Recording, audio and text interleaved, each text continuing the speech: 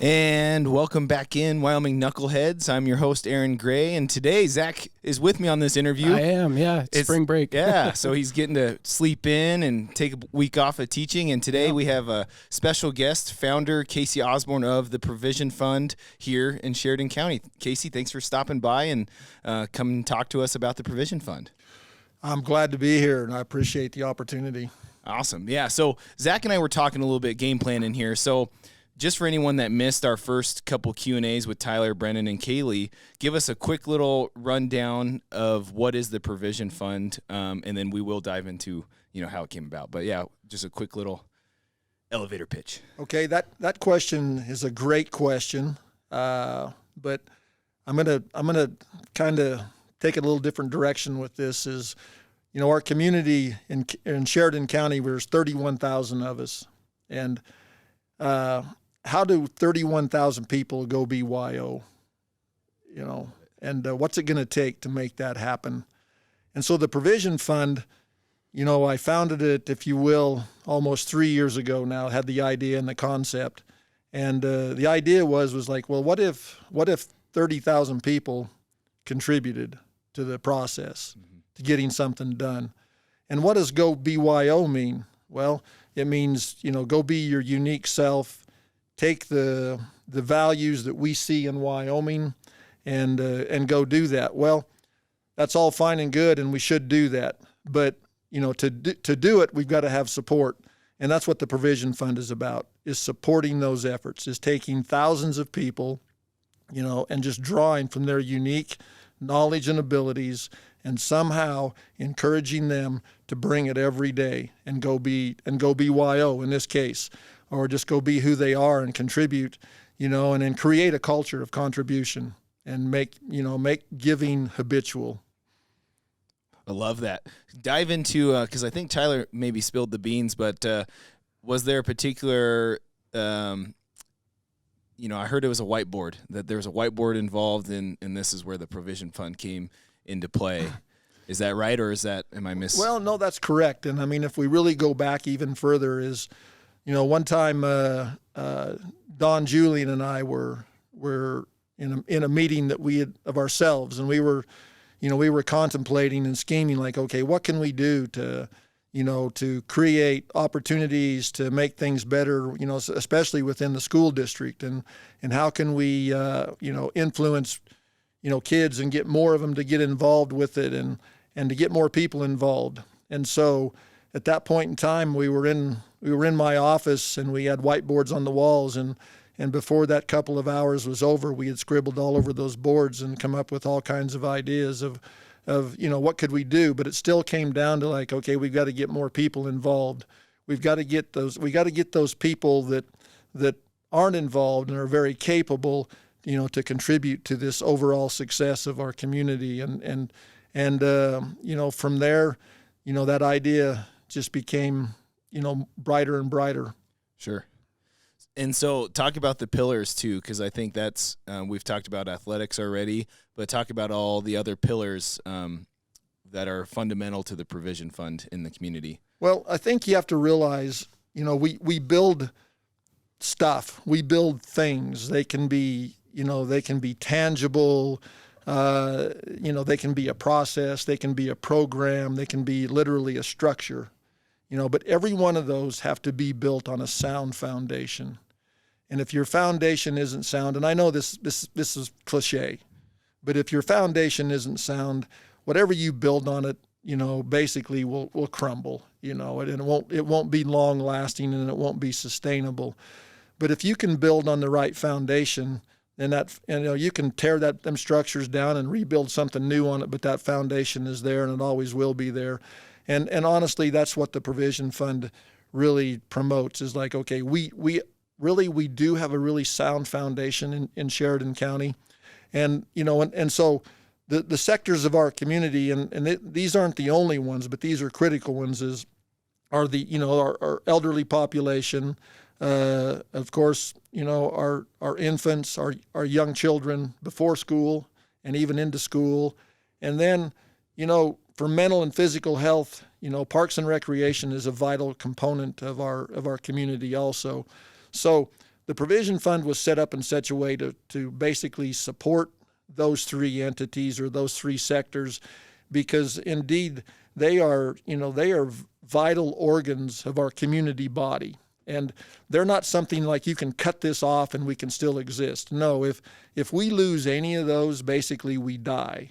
Those are part of our beating heart, if you will.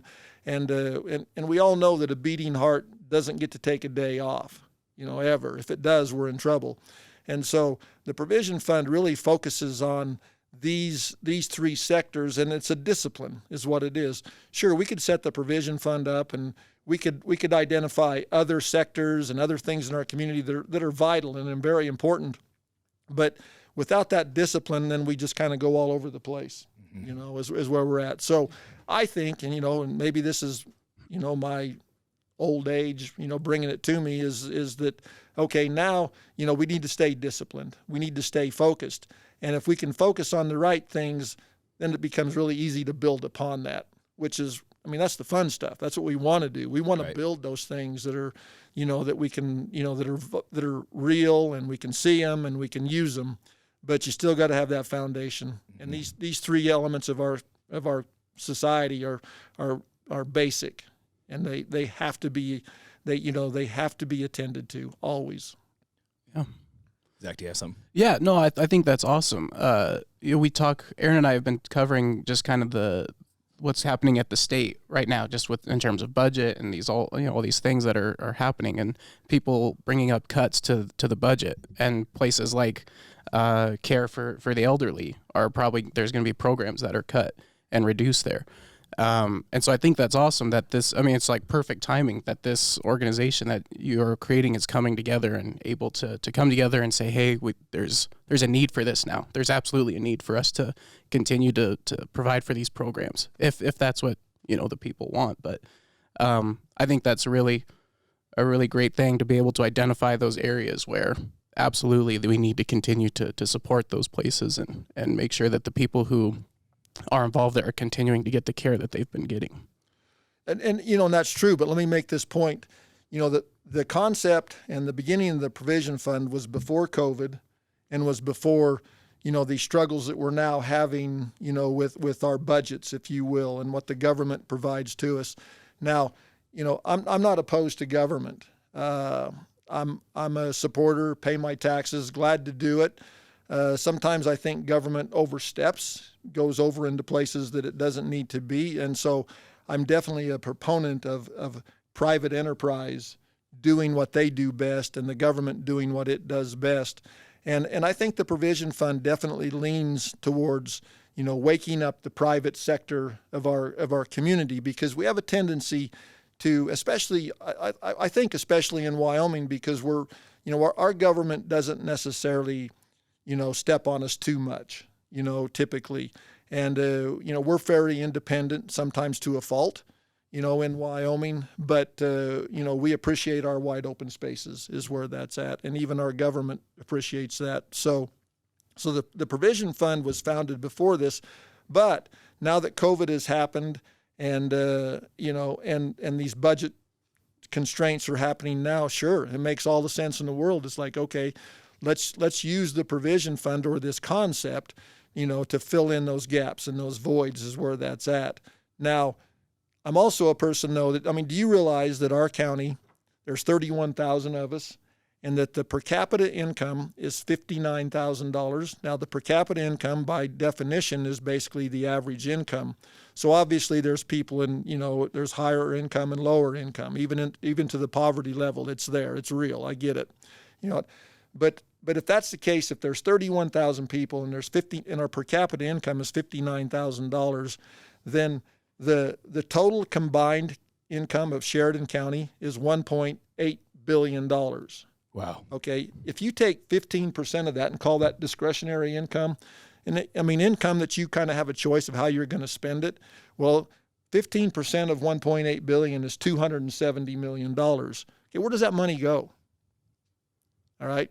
Well, people spend it like they want to, and I don't want somebody telling me how to spend my money. And that's kind of our challenge with the provision fund is people think we're trying to take their money and do something like that with that. when really that's really not our ambition and our goal. Our goal is to empower people, every person, no matter what your age is. However, we all get it. We use money to buy our way into things. It might be a ticket to a concert. You might buy a second car. Who knows? Whatever it is, but it is discretionary. And what we're trying to encourage with the Provision Fund is to invest into ourselves. It takes some of that discretionary income and invest into ourselves. And the return on that investment, because it's so immediate, is phenomenal. If you can invest into yourself, and if you do it wisely, and appropriately, then you've got something to gain. And that's exactly what we're trying to do. So, the reality is it looks like we're going to have to change our ways as to how things get funded. And we're so used to, the minerals carrying so much of that load. And we should be proud of it. We are. Minerals it's what we own. But I also, as a younger man, I remember walking down, the streets of 16th Street, Denver, and all those high-rise offices, and actually doing work in some of those offices. And because I worked in the oil field, is what I did. And most of those offices were paid for by minerals from Wyoming. We haven't done a good job, historically, of keeping some of that, in our state. Well, that's past. Let's just go forward, And the reality is let's invest into ourselves appropriately. And then by doing that, let's invest into others, the ones nearby us. And then in doing that, then this is going to ripple out. And that's what the Provision Fund is all about. Invest in ourselves, believe in others, respect others, and let's go to work. At my company, Emit Technologies, we have this acronym. It's called, it's the work. It's WORK. And this is what the Provision Fund's based on too. It's like, okay, we're gonna have to go to work. And we're gonna have to work hard. But work stands for we owe respect and knowledge, and we live by that. We truly believe it. We owe the respect to the other individual, whether it's our customers, whether it's our internal customers, our employees, whether it's each other. We owe that respect, but we also owe knowledge. So if you're working with somebody and you realize there's a way that they could do something better and you know how to do it, you owe them the knowledge to go tell them and share that with them and say, look, I can help you. I can show you how to do this better. Efficiency is how we're going to win. That's how we're going to win this economy game, is efficiency. And the good thing about Wyoming is because we got so much space that's so valuable. We're not struggling with the density of people on top of us. And so we have the ability now to become more efficient than anybody else in the world. And we could. And what's exciting about Sheridan is we have all kinds of energy. Coal, gas, and I get it. Hydrocarbons are not very much appreciated anymore, but it's still reality. And but we can do it clean also. But my point is we have the fuel to, or we have the means to fuel this energy and this efficiency that we need to do. Yep. So I'm a little bit off track there, but to say our community cannot afford to invest in ourselves, that's not true.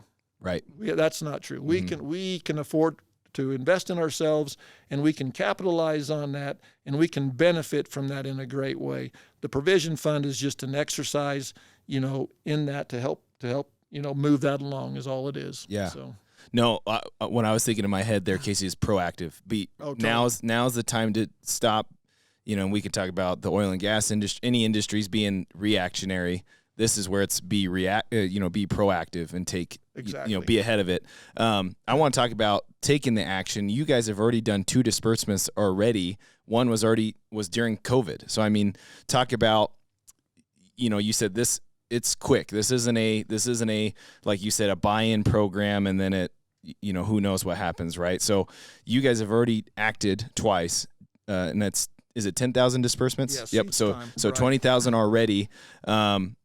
Talk a little bit about that, and talk a little bit about that process, because I think that's the most important thing that's different, is because I just want you to go into it, because I think it's a cool idea of how it gets decided where it goes. Right. Okay. So when you try to create something to organize, if you will, it usually it becomes bureaucratic really quick. Yeah. And it becomes complicated and it becomes complex. Well, what we've done with the provision fund is basically nobody's in charge. And that makes everybody really nervous. It's like, well, that's not possible. Right. You've got to have somebody in charge. Well, who's in charge basically is basically everybody in one sense. It's like, okay, we're responsible, and if we'll be responsible, then we can accomplish something is where that's at. So the way the provision fund is set up is basically all we are is a depository. We're not an entity trying to build some empire. We're not trying to build some endowment.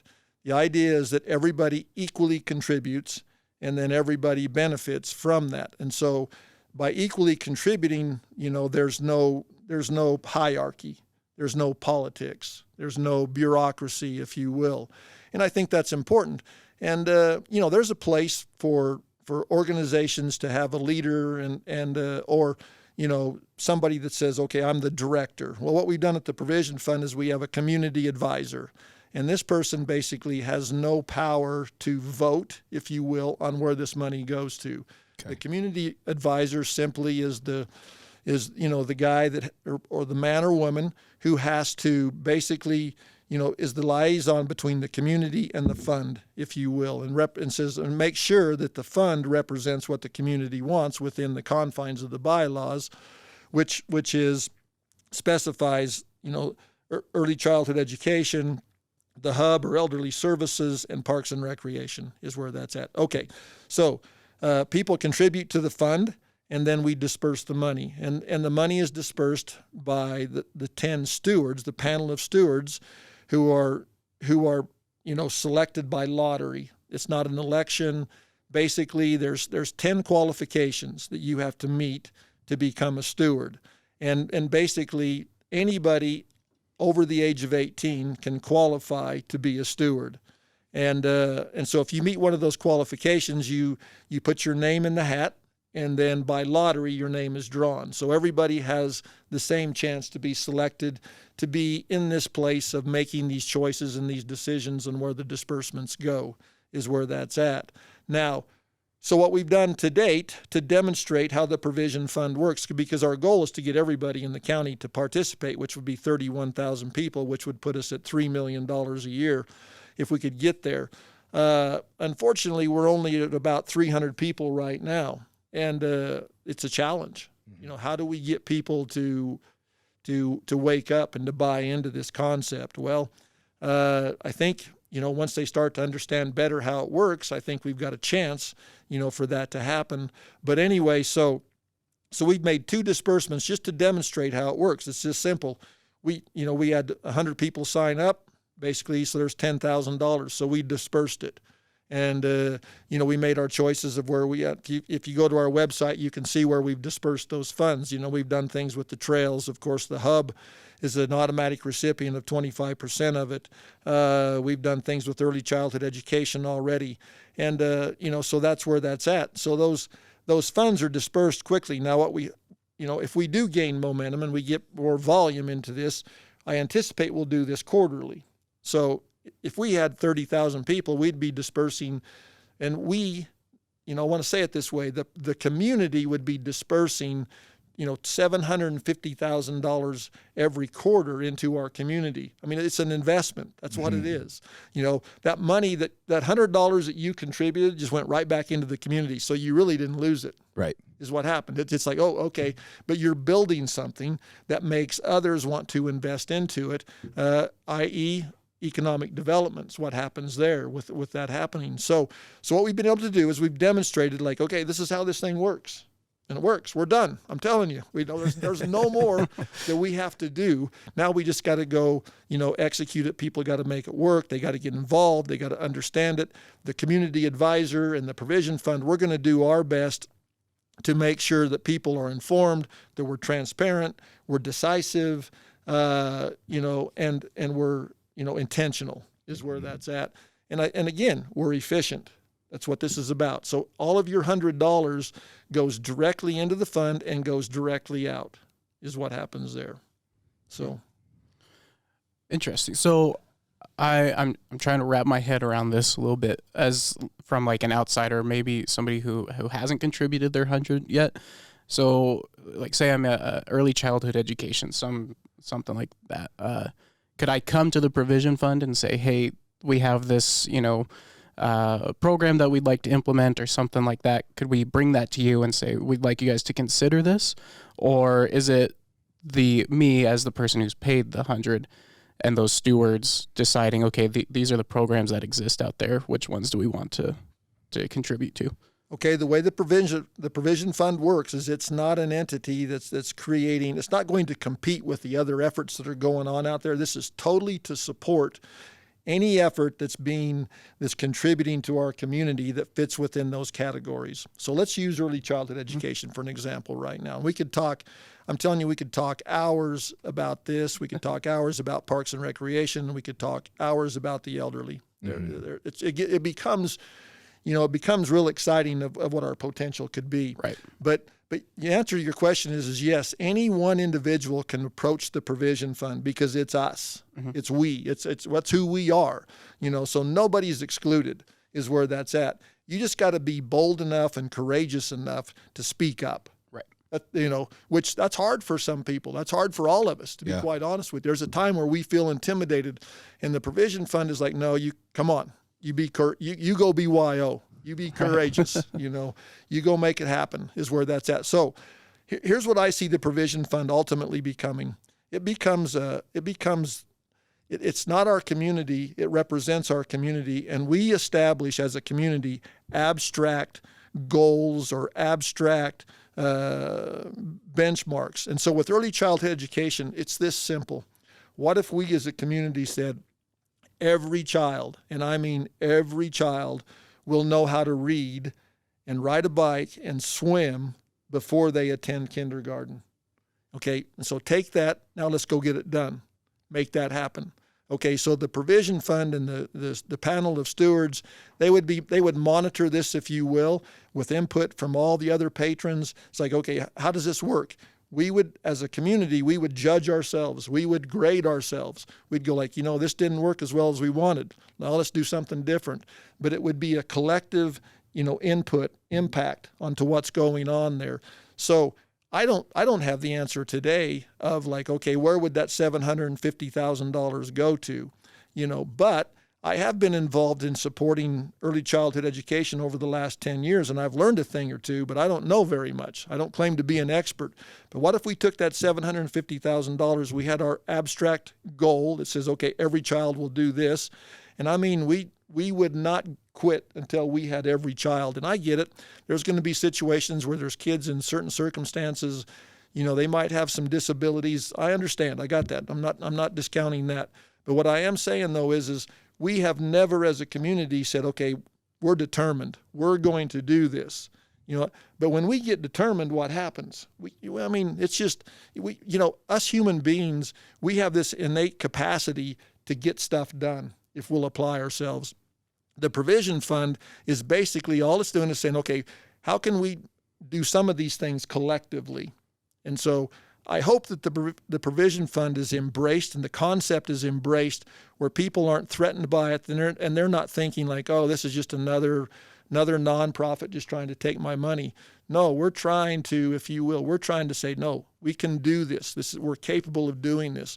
And, we have got to light up that 95% that they really do contribute, but they do it discreetly in so many ways, and they do it in a silo. And that's good. I appreciate my privacy, more than anybody. I grew up in southwestern Wyoming. I know what it's like to be out in the sagebrush all alone, and I love it. I'll take those moments anywhere. But I also know that if I'm going to accomplish something ultimately, I've got to interact with other people, and that's really when the enjoyment comes in there. So yes, any individual can approach the provision fund and say, "Help me do what I'm trying to do." And if you're helping kids learn how to read, so to speak, then yeah, right on. And that $750,000. If we could make that happen, it would be incredible. Every teacher that's worth his salt, knows that when kids show up, when they show up for kindergarten, if they're going to make it or not already. And unfortunately, about a third of them don't make it. Right. If we as a community says, listen, stop it. From now on, every kid's going to do this, and we're going to do what it takes to get it done. It'd be awesome. I mean, it would be transforming. We would be a community that others would aspire to be. They'd be like, hey, how you doing this? And we'd be like, how we're doing it? We're doing it with us, is where that's at. So that's just an example. But we have to have, the provision fund has to have this have this overarching view that basically isn't so specific. Let the individuals be specific. We're just saying, all right, let's come together. What can we do to support those efforts? Is where it's at. Yeah, absolutely. Yeah. I think what's huge is, and I kind of want to hit on this, is the goal setting, right? Yep. I think, Yep. Like you said, once we have a goal, Zach and I were just kind of talking about summer's coming. So like I run the off season workouts. I'm like, I need to get in a little better shape, Zach's like, I'll be out of college, so I'll be here outdoors. Yep. And it's like, we're both kind of goal oriented people, but there is something to like, I have a goal and it's like, okay, now I know what it is and we go after it. But, so you mentioned childhood education. What about Parks and Rec and elderly care? What are some of the goals that you guys have heard from the community?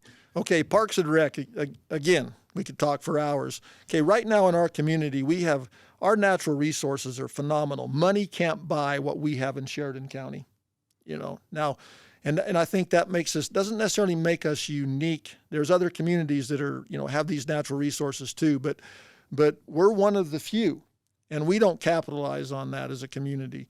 We could capitalize on outdoor activities, and from an economic development standpoint. I mean, it would be worth, I believe, hundreds of millions of dollars of revenue into our community, and if we did that, and if we did it appropriately, we could do it without being run over, if you will, and not losing the value of what we appreciate, that we have our ownership right here. Currently our parks that we've built here in town, they've deferred the maintenance on those for years. They need to be upgraded. They need to be modernized, and it's going to take money to do that. The provision fund, what it could do, the way it's set up is 50% of the fund goes to Parks and Recreation. So if we had $3 million, we'd be putting $1.5 million a year into operations and maintenance. And that's what this fund is about, is operations and maintenance for the Parks and Recreation.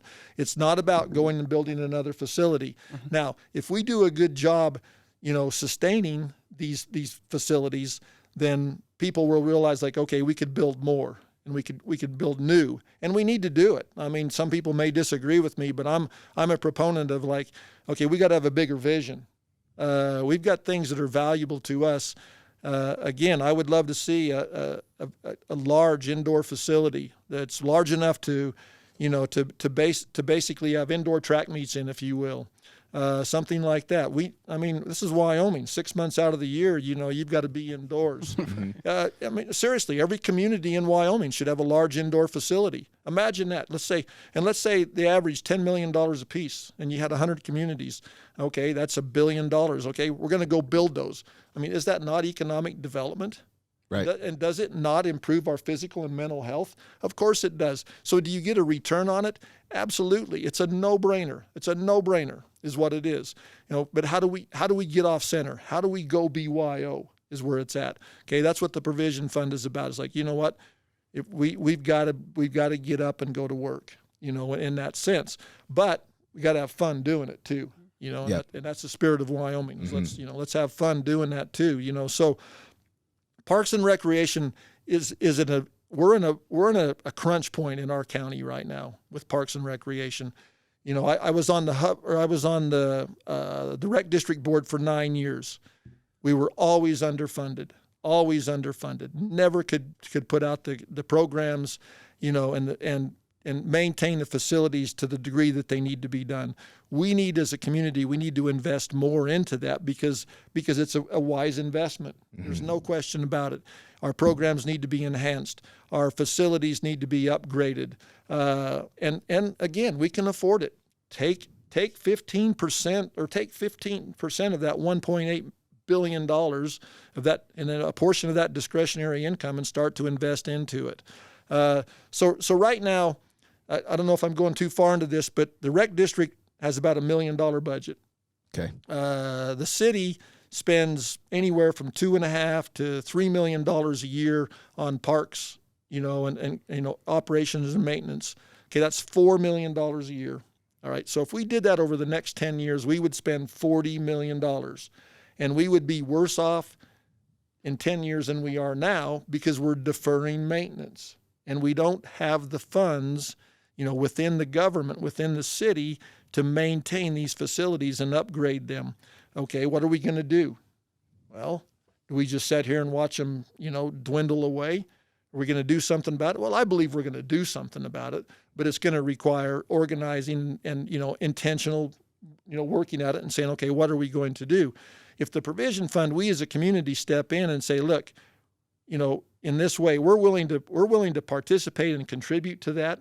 Well, what that's going to do is that's going to be a catalyst for this action to happen, is what's going to happen. And the thing is $3 million, into our community on an annual basis gives us power, and in this case, it becomes a private effort, versus government effort. Then I think that's really good, and I think it encourages people to do that. So if we don't do anything about our parks and recreation, we're going downhill. I'm not saying the sky's falling. I'm just saying really there's an opportunity here that's just awesome. Yeah. And we need to invest into our community, and the provision fund hopefully will be a catalyst for that to happen, because it needs to happen. I like to say it this way: let's have $100 million vision over the next 10 years. Let's get everything, take $10 million a year, which includes the $4 million. So what we need to do is we need to invest another 60, if you use the 100 million number, over the next 10 years, and let's create something that's just over the top, but very effective and efficient, and and basically it will spur economic development in our community too. So. Absolutely. Yeah. I mean, I was just thinking of Zach and I went to Antelope Butte. I mean, that's kind of an organization that would probably be on the list. The Red Grade Trails, the trail systems, the Sheridan, is it Sheridan Community Land Trust? Yeah, Sheridan Community Land Trust. So, I mean, those are prime examples of, that's where the provision fund would come in, and, if there was a project or whatever that they needed, there we go. See what I think is so wise about the provision fund when it comes to parks and recreation, and really it's about the hub also, is it's designated for operations and maintenance. And operations and maintenance isn't very sexy. That's just the point. People they just forget that cost of it, and the thing is it's vital to the sustainability of it. And so the provision fund wisely says, this money will be used for operations and maintenance. You go BYO, we're going to operate and maintain it, so to speak. Right. Which you got to have that component. Yeah. I mean, you were talking about it this morning. You guys like buying your equipment here. It just keeps adding up. Right. But if you're going to sustain business and if you're going to succeed, you got to keep investing. You got to keep, getting in there. But you've also, you got to get revenue and you got to get profit. You don't have to, profit is just as vital as revenue. If you don't have any margins, you're in trouble. You won't be around very long. And if there's no clear goal too, that gets you in trouble right. too. Exactly right. Yeah. Zach, did you have something to add to? No, I just like the mentality of where you are going to do this. Instead of sitting back and saying, oh, somebody else will take care of that, or maybe one day these programs will get taken care of. We can look and say, no, we can do it right now, and we can all come together and we can do that. Yep. I'm thinking about giving money. You said there was about 300 people right now? Yeah, right at 300 right now. Yep. And I'm thinking of these other people who are hearing about the provision fund and are deciding, okay, what do I want to give my $100? And maybe they're waiting to see, well, let's see what they do, what they do, and then I'll give my money. I think that's the wrong mindset to have right now. I think, no, give now so we can get those things going. Yes. Let's not see where they end up in the next couple months. Let's get it going right now. That's the mindset I think that I've changed right now anyway. So yeah, you're exactly right. I believe that's where people are at. I'm that way. I'm like, yeah, I'll watch and see, and I'll jump on board. and that's okay. But if people don't do exactly what you just said, they're like, no, they this thing is built on trust, is what it really is. Can this really happen? And we'll see. But you're right. People have to take this step, take this initiative, and jump on board. But that's the case. Anything that's of value that you've ever succeeded on,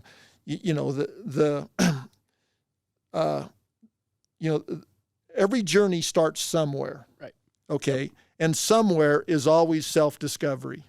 Once you discover what you're capable of doing, that's where you started. So you've got to discover what you're capable of doing, and then once you discover it, you have a plan and you commit, you invest. The concept. I didn't dream this concept up. It's just it's the way we're made. It's the way it works. Is where that's at, and so hopefully the provision fund has stood up and says, okay, this is what we are. We're capable of doing this. And that's what we're trying to do at this point in time. All you can do is get up and try. Yep. That's what you've got to do. So work hard. Work hard. Exactly. Yeah. Unless, Zach, do you have any other questions at the moment? Well, I wanted to ask where's like some next things. I know you guys, or where can people find you, I guess, and come and interact with you? I know you do kind of coffees on Thursdays. I think I have a Facebook invite to something coming up this week too. What's kind of just these community outreach kind of things? Because this is a county-wide effort, we're actually going up to Tongue River later this week, and we're having a 2-hour meeting, in the evening. I believe it's Thursday night there. We're going wherever anybody will listen to us. I don't know if you've seen me, I get up in the morning and I go hold a placard up at some intersection is what I've done. Now, I just want to state this. I do ask permission. If we're in front of somebody's retail store or whatever, I ask permission to be there, and I understand, I don't have the right to just go out, even though if I think I'm right, I don't have I have to be considerate of the people that I'm in front of, if you will. Mm-hmm. And so I'm trying to be alert to, people's ability to drive safely. I'm trying not to be in the way, but we are trying to get the word out. That's like, okay, what is this provision fund? Yeah. And so right now it's provisionfund.org. If you go there, we're just trying to pump out more information. And of course, Tyler and Brennan and Kaylee are really pumping out the social media and doing that. We now have an office on 366 East Brundage, which it's basically anytime you'd want to come in there, you can. We're always willing to talk this conversation, because that's what it takes. It's this one-on-one. The problem is if I believe this, I can get 99% of the people, if they'll stop and listen to me for an hour, they'll go like, oh, okay, I kind of get what you're talking about.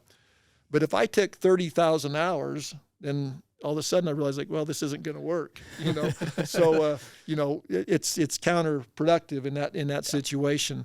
But, understand this.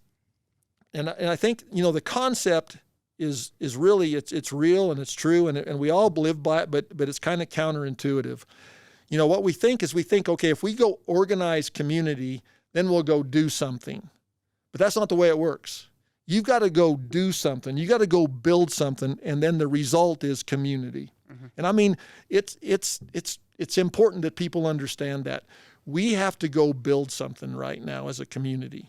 And then we'll become a stronger community. And so those things that we'll build is we'll build early childhood education. We'll build elderly services. We'll build parks and recreation. And if we do that, we'll invest into ourselves, and the result will be community. It'll be stronger. And then guess what? We'll go repeat it. We'll go do it again. That's how it works. But at Provision Fund, we're not making that mistake. We understand that, okay, the reality is we got to go, we got to pursue the right goals, and the rewards will come. But if we just find ourselves focused on the reward, we miss it. And yep. then it's like, uh-oh, that didn't work because we tried to bypass the fundamentals. Yeah. And now we can start talking the old coaching analogies that you're very familiar with. What Coach Julian has just ingrained into our community. It's a process, is where that's at. And what's cool is you look at it. He's a great example. I remember because my son was involved it was like 12 years ago. He came into this community, and what he did is he contributed to the community, and he basically has changed the culture. That process has changed the culture, and that can happen over and over and over again. I mean, things like that, and we inspire each other. There's no question about it. So that's what the Provision Fund's all about. Yeah. A prime example that I just thought about was Coach Sullivan, his first year leading the Lady Broncs. I mean, over the summer, I don't think a lot of people understood what he did, but same thing he did. He went and did it, and then the girls did it, and then it's like, look, you get a third place finish at this anyway. So that's talking about culture. And I want to reiterate, Casey, your team, Kaylee, Brendan, and Tyler, like that's why this whole came about. Is I saw Provision Fund, and it's still COVID, so there were no in-person stuff going on. But then I saw Tyler got hired on, so I reached out to him, and I was like, what is this? I was like, sit down with me. I was like, I don't understand this. And we met about 2-3 times, and I'm like, I'm all in, man. I was like, let's whatever we need to do. And so that's how – so what I'm getting at is the whole team, they will meet you for coffee. We'll get lunch, whatever. They'll talk to you. And, I mean, if we want to get Casey, I know Casey will come talk to you. But he's got a wonderful young team that they're very active, and they'll get you moving. They'll empower you. So I wanted to say that. Zach, do you have anything else there? We're getting close to time, I think. So close? Yeah. No, I don't think so. This is awesome. Yeah. Happy to sit down, and thank you for coming in. It's been super insightful and really cool. Okay. Yeah, I'd appreciate it. I look at it this way too. It's, dust to dust. I don't care how you believe we got here, but can we just be people with no adjectives? Can we not be black or white? Can we not be political? Can we not be bureaucratic? Can we not be religious? Can we not be tribal? Can we just be people? And that's what the Provision Fund. Let's be people, and let's be what we can be. And I get it. We've got our things, that we do, and that's okay. There's nothing wrong with that. That's not the point. But when it comes to the Provision Fund, it's like, okay, we're people, we're capable. Let's go do that. Is where that's at. Now I'm a guy. It's dust to dust. I'm like Pigpen on Charlie Brown anymore. I'm old enough now that I kick up dust when I'm walking. Is where that's at. But here's my challenge to you guys: is we need your age to wake up, to get up and go to work. I'm telling you, you need to carry this banner. And make it happen. And you don't quit playing because you got old. You get old because you quit playing. Okay, is where that's at. But you change your game as you get older, but you keep playing those games is where that's at.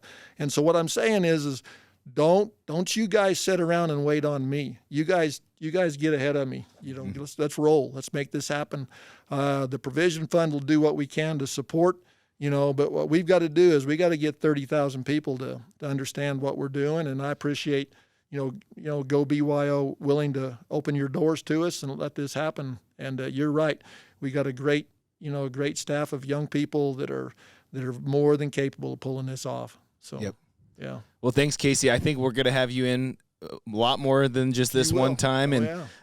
You let us know if there's keep us posted on that cornhole thing. I'll leave that as a teaser. Okay. We're definitely down. Okay. Any other events that you guys come up with, we can help share that, promote that. And that was one of our, Zach and I were talking about, this is one of our missions and why we wanted to do this show is for things for organizations like the Provision Fund.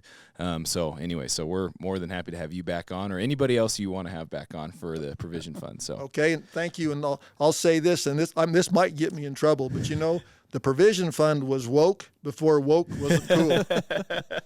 Okay? I love it. Right. That'll be the teaser there. There we go. Well, thank you, Casey. Again, that was Casey Osborn, the founder of the Provision Fund.